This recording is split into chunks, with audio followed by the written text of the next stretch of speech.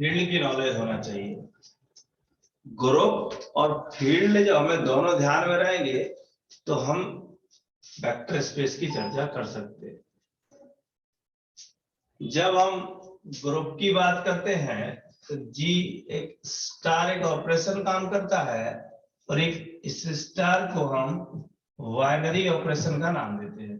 Binary operation एक single operation work करता है इस पर कि ओवरऑल को हम अलजेब्रिक स्ट्रक्चर पढ़ते हैं। अगर किसी नॉन एम्प्टी सेट पर एक या एक से अधिक बाइनरी ऑपरेशन वर्क कर रहे हैं तो this is called the algebraic structure.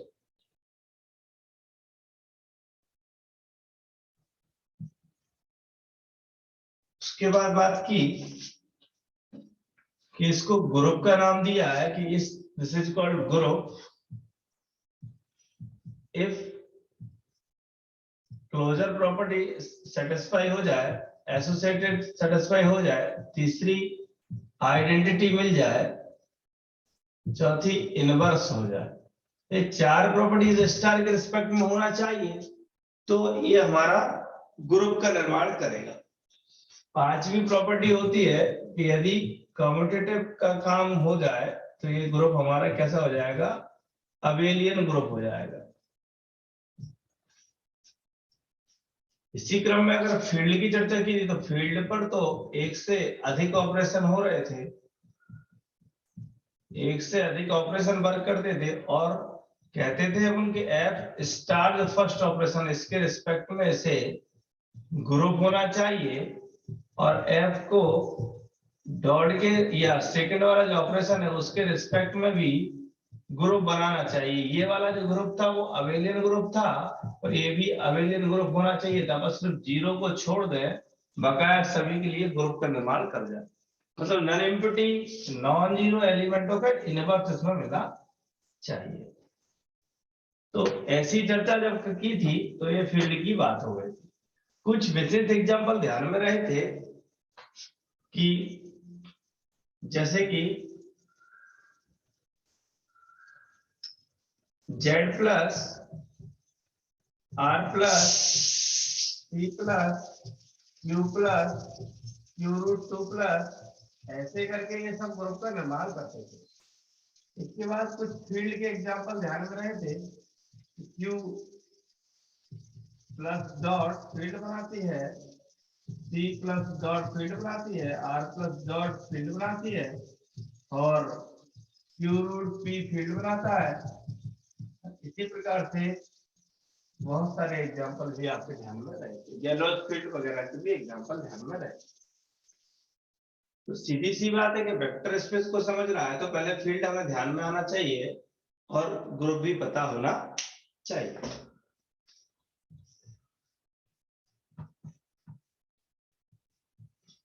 सबसे पहले बात करते हैं डेफिनेशन ऑफ वेक्टर स्पेस की।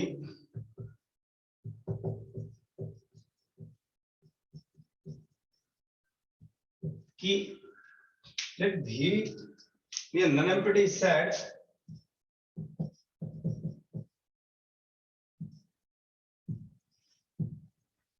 कोई भी non-empty सेट है और F कोई फील्ड है, then V over F is called vector space. Yeah, V over F is called vector space if first property क्या कहती है, कहती है कि ये जो V है वो कुछ स्पेशल प्रॉपर्टी रखना चाहिए और F हमारा फील्ड है वो तो ऑलरेडी रख ही रहा है और साथ में इसके ऊपर कुछ ऑपरेशन भी वर्क करते हैं स्पेशल टाइप के। अगर अपन बात करें कि अगर हम V प्लस और डॉट की बात करें या V स्टार और डॉट की बात करें, स्टार या हैश की बात करें, तो इसमें ये जो ऑपरेशन है फर्स्ट ऑपरेशन, इनको हम इंटरनल ऑपरेशन बोलेंगे, इंटरनल बाइनरी ऑपरेशन बोलेंगे। तो ये हमारा क्या है, external binary operation. What it,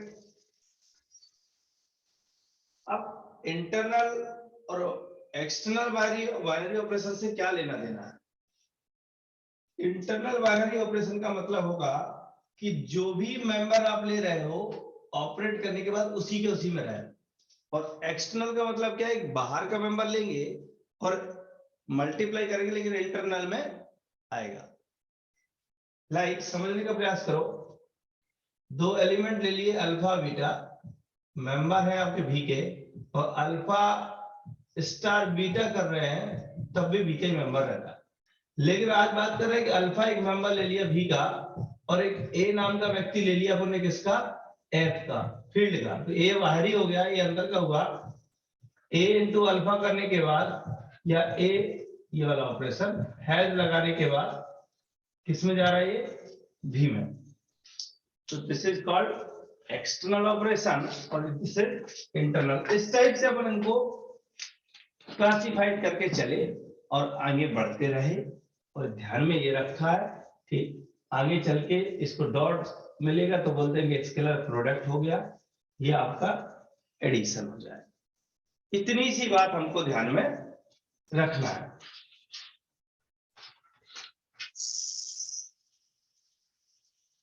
ठीक है, तो अगर हम बात करें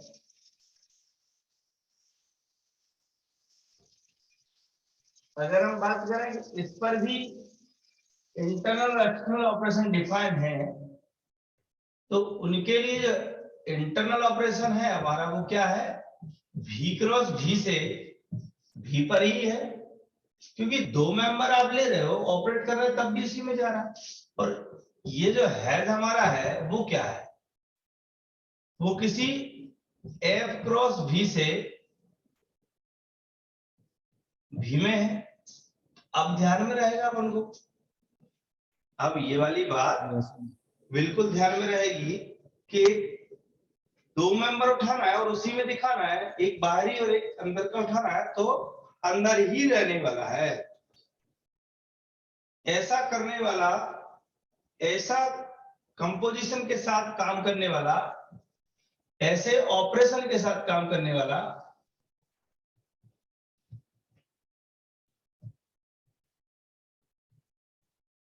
कुछ स्पेशल प्रॉपर्टी रखे तो वो कहलाएगा आपका वेक्टर स्पेस।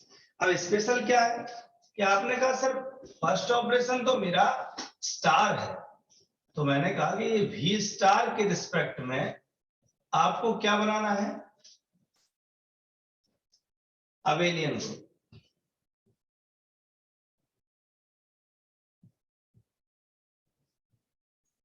दूसरी बात क्या है, स्केलर प्रोडक्ट एग्जिस्ट करना चाहिए, मतलब एक्सटर्नल कंपोजिशन की बात की उसने।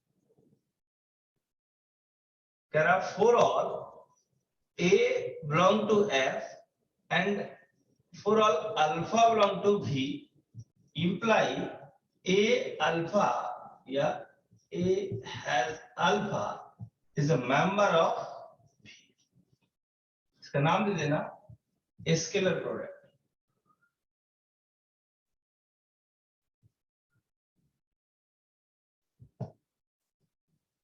तीसरी बात है इसमें कि डिस्ट्रीब्यूटिव लॉ लगना चाहिए।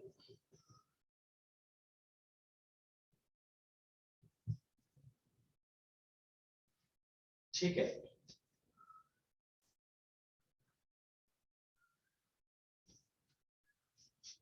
डिस्ट्रीब्यूटिव लॉ के साथ साथ इनको हम चार भागों में बांट देंगे, या सीधा सीधा अपन अपने हिसाब से लिख ले इसको।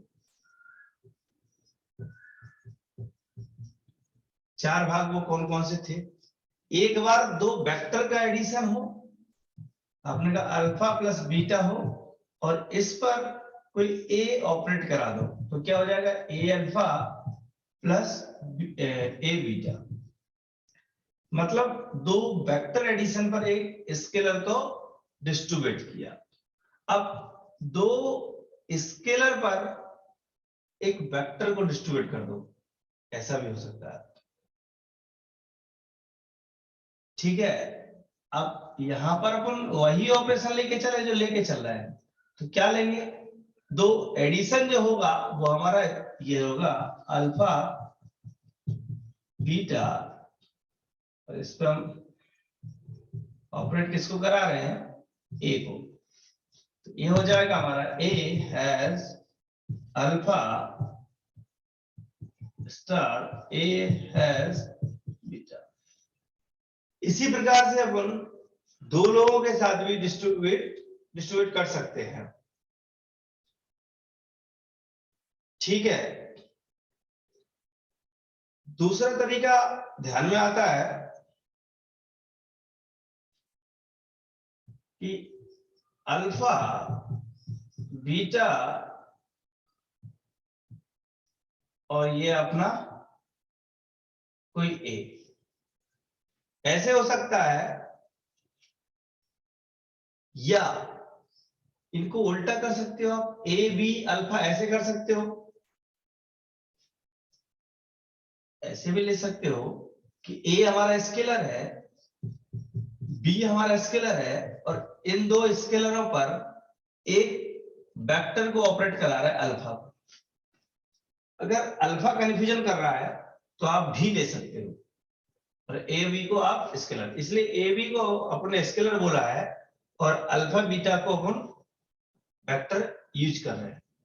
यहां पर कहना चाहता है कि आपस में इनको चेंज कर सकते हैं, ए ये पहले आ सकता है, ये बाद में जा सकता है।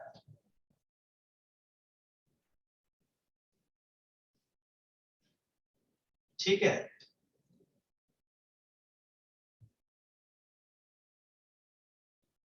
ऐसे ही समझ सकते हो, ए डॉट बी इसको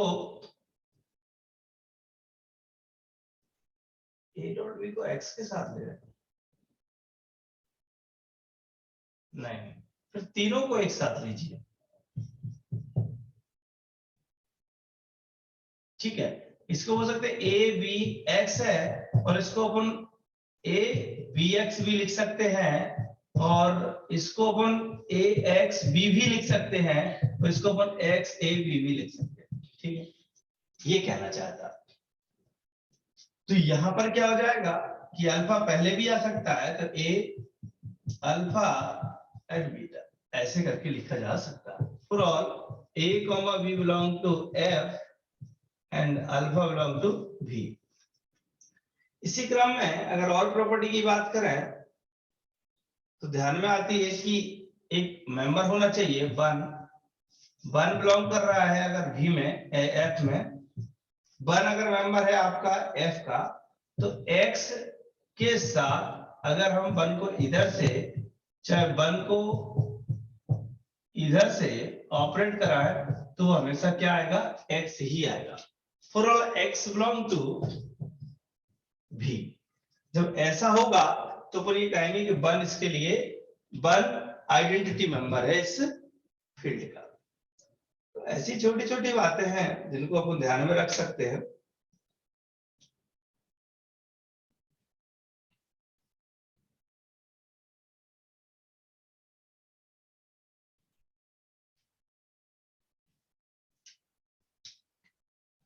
अब कुछ विशेष एग्जांपल की ओर चलते हैं।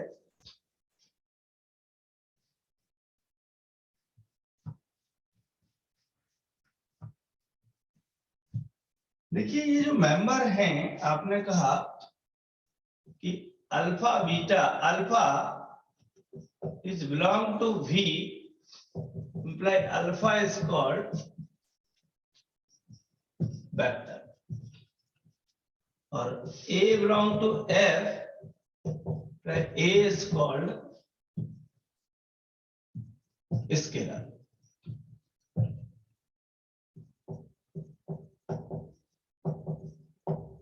ठीक है,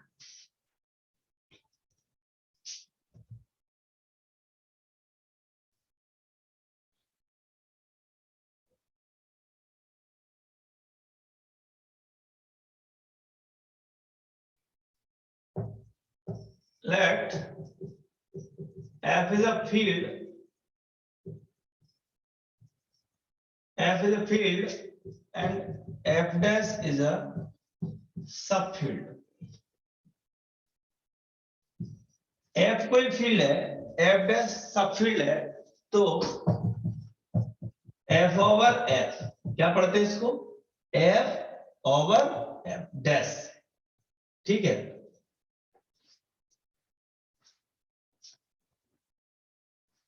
F over F dash vector space,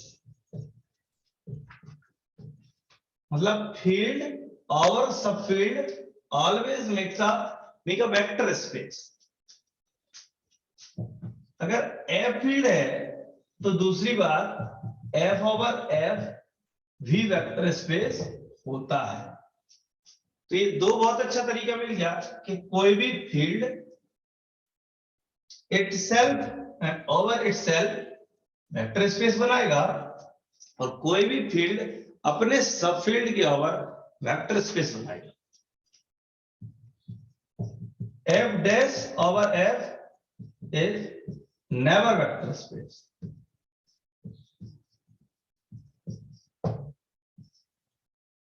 ये सब फील्ड थी चूंकि, तो सब फील्ड ओवर ग्रेटर फील्ड पर कभी भी वेक्टर स्पेस नहीं बनाएगा।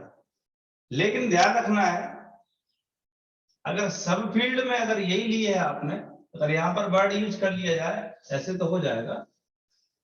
अगर सब फील्ड की जगह हम बात करें, if F dash is proper सब फील्ड,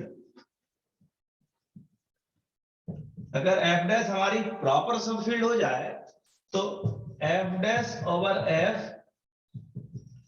नेवर वेक्टर स्पेस, क्योंकि सब फील्ड में खुद भी तो होती थी, तो खुद के लिए ऊपर रिजल्ट लिख चुके हैं, इसलिए इस बात को ध्यान रखना है। इफ अगर ऐसा होगा तो नहीं होगा कभी।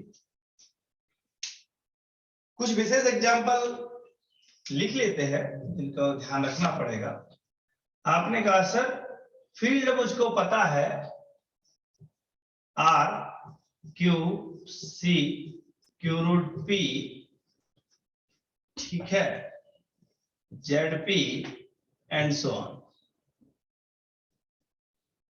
तो आपने कहा कि R over R vector space होगा, R over Q, R over C, C over C, C over Q, C over R,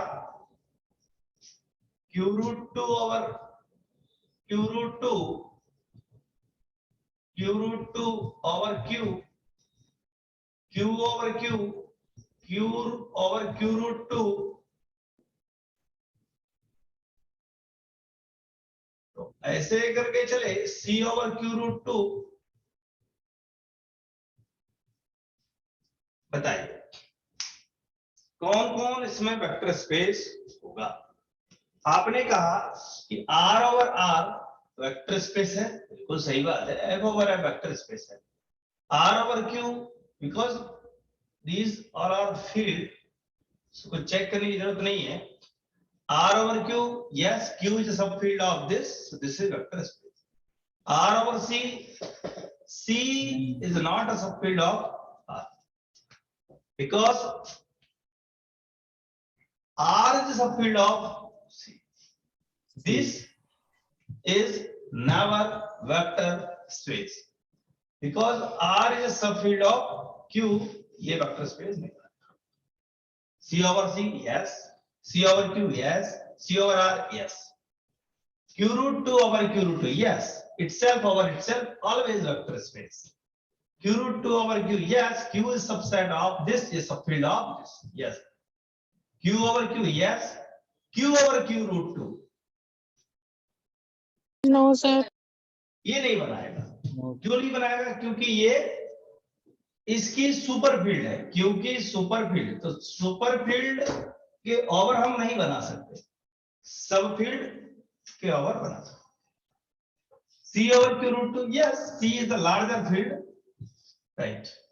ये कुछ बेसिक एग्जांपल की लिस्ट है, जो हमें ध्यान में रखना चाहिए। Note it first.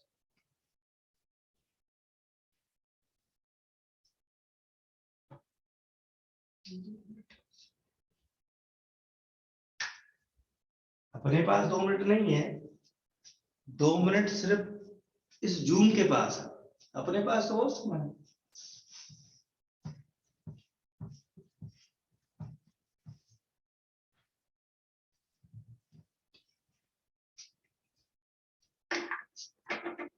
क्या हम मैट्रिक्स की ओवर वेक्टर स्पेस बना सकते हैं?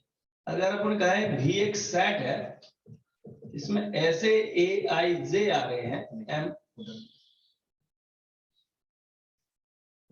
V अगर एक सेट ले लें, A equal to A I J n cross n matrix है, such that A I J belong to R, क्या ये वेक्टर स्पेस बनाएगा? ये भी हमारा मैट्रिक्स एडिशन के रिस्पेक्ट में अबेलियन ग्रुप होता है, एडिशन के रिस्पेक्ट में। और अगर अपन कहें V over R, V over R की बात करें तो क्या होगा? क्या वेक्टर स्पेस बना पाएगा? कोई भी, अगर हम स्टार की बात करें या डॉट की बात करें या प्लस की बात करें, तो A प्लस B कोई भी मैट्रिक्स ले, A अगर हमारी n क्रॉस n की मैट्रिक्स है, B हमारी n क्रॉस n की है, तो दोनों का सम कोई C आ जाएगा, वो भी n क्रॉस n की होगी। दोनों की रियल एंट्री है, एडिशन करोगे 2 रियल नंबर का रियल नंबर आएगा, इसका मतलब एडिशन डन हो जाएगा। और एडिशन के रिस्पेक्ट में ये मैट्रिक्स का अबेलियन ग्रुप बनाता है। दूसरी बात है कि कोई भी नंबर ले लो अल्फा, जो फील्ड का मेंबर है, कोई भी रियल नंबर से लेके चलोगे आप, रियल नंबर का, अगर किसी का रियल नंबर का मल्टीप्लाई करोगे किसी मैट्रिक्स ए में, तो ये क्या बनेगा? कोई ए आई से बन जाएगा, वो भी एक कोई नया एलिमेंट का रूप ले लेगा। बोलो, इसके बाद ये कहने का मिलता है कि अल्फा रियल नंबर और एंट्री भी रियल है, तो प्रोडक्ट